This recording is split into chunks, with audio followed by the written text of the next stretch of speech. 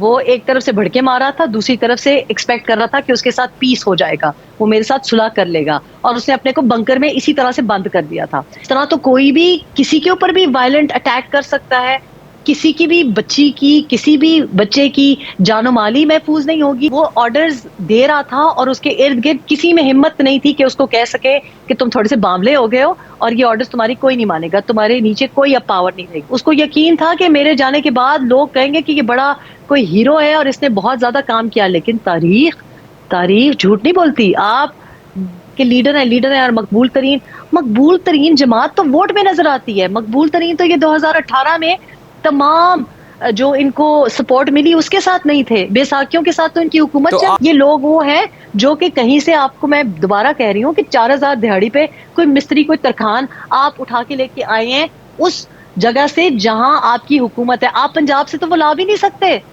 جو لوگ ہیں، خواتین آ نہیں رہی، مزدور پکڑ کے لانے کی آپ کی نوبت آ گئی ہے، تو ان کو تو مجبوری ہے، لیکن ہی ہیز یوزڈ اپنی مجبوری کو انہوں نے ایڈوانٹیج کے طور پہ استعمال کیا۔ تجزیہ کر ریحام خان صاحبہ نے بھی جوائن کیا ہے۔ السلام علیکم ریحام صاحبہ، بہت بہت شکریہ آپ کے وقت کے لیے۔ سب سے پہلے تو بڑا سادہ سا سوال ہے، عمران خان کے مخالفین ان کی عدالت عدم پیشی پر یہ کہتے ہیں کہ وہ عدالت نہیں جاتے ہیں، ریلیوں میں جاتے ہیں، وہ لیڈر نہیں گیدڑ ہے، وہ بزدل ہیں، دلیر نہیں ہے۔ تو آپ کیا سمجھتی ہیں، کیا واقعی عمران خان صاحب بزدلی کے باعث عدالتوں میں پیش نہیں ہوتے ہیں یا کوئی مسئلہ آتا ہے؟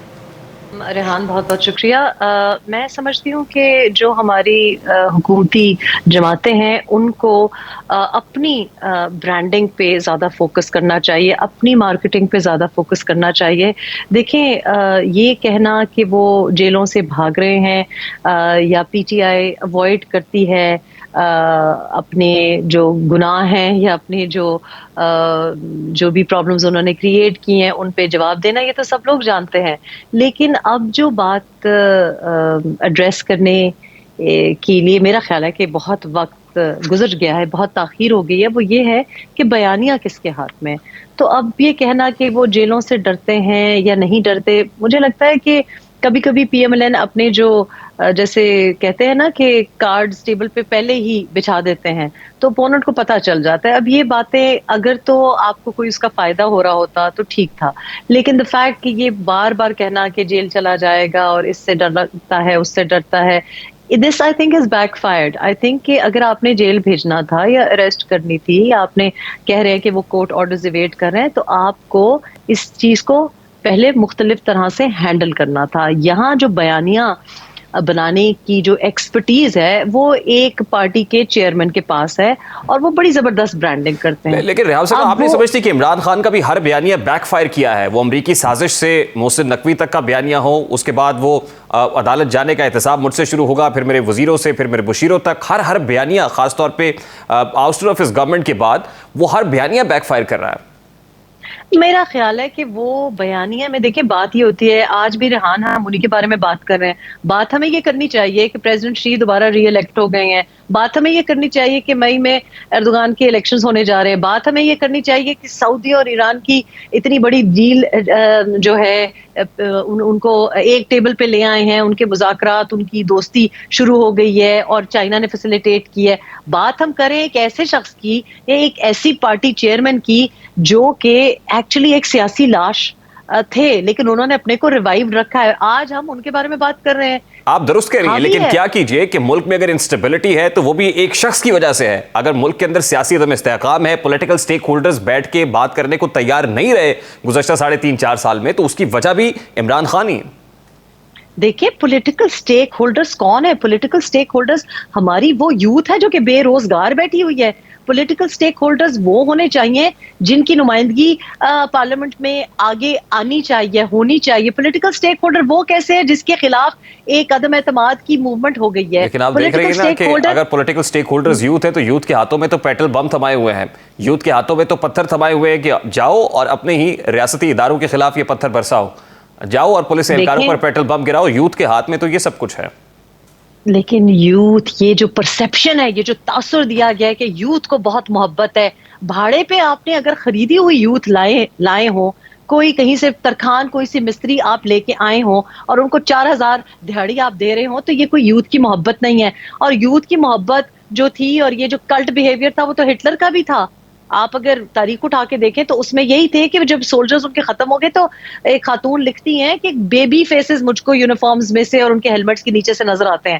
تو یہ کلٹ بیہیویئر اور چھوٹے چھوٹے 4 سال 5 سال کے بچوں کو انڈاکٹرینیشن آپ دیکھ رہے ہیں چل رہی ہے. میرا پوائنٹ یہ ہے کہ ووٹ آف نو کانفیڈنس کے بعد ایک شخص جو کہ ختم ہو گیا تھا. لیکن ریحام صاحبہ دیکھیے کہ وہی جو کلٹ بیہیویئر ہے اس کی وجہ سے لوگ اکٹھے ہوتے ہیں زبان پاک کے باہر, وہ کہتے ہیں کہ عمران خان ہماری ریڈ لائن ہے, ایک ٹرینڈ سیٹ کیا جاتا ہے, پہنچو زمان پارک کی طرف, زمان پارک آتے ہیں اور پولیس کو عمران خان کو گرفتار ہونے دیتے نہیں ہیں, وہ یہ ثابت کرتے ہیں کہ عمران خان انٹچیبل ہے.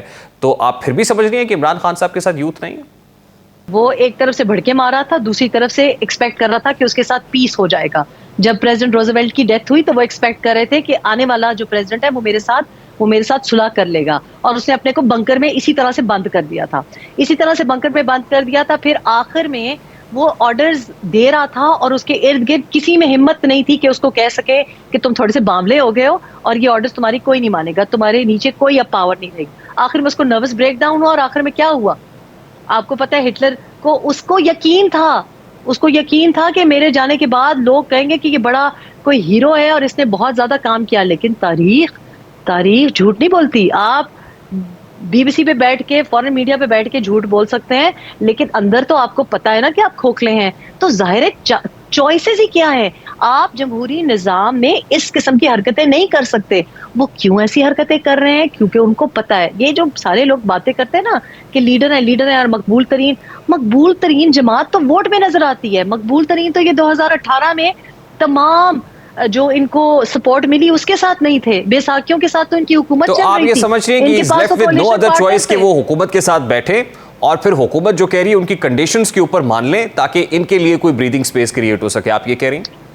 Rehan, he is using every trick in the book to make sure کہ اس کو کوئی ہاتھ نہ لگائے. ان کو پتا ہے کہ ان کی مقبولیت, ہم لوگ ٹی وی پہ بیٹھ کے سن رہے ہیں کہ مقبول ترین لیڈر ہیں, لیکن پی ٹی آئی کو پتا ہے کہ وہ کتنے مقبول ہیں. ان کو پتا ہے کہ ان کے پاس وہ ووٹ کی طاقت نہیں ہے. یہ سارا ایک متھ ہے, ایک پروپیگنڈا ہے جو انہوں نے کریٹ کیا ہے, اور باقی سب لوگ اس سے ڈر جاتے ہیں. لیکن ان کو تو پتا ہے اپنی اصلیت, ان کو پتا ہے کہ وہ کچھ نہیں کر سکتے. پنجاب کی ایکچولی الیکشنز کے لیے وہ نہیں ریڈی. اگر وہ ریڈی ہوتے, یہ جو ریڈ لائن والی بات ہے یہ پیڈ ایجنڈا ہے, یہ سوشل میڈیا پہ پیڈ لوگ ہیں.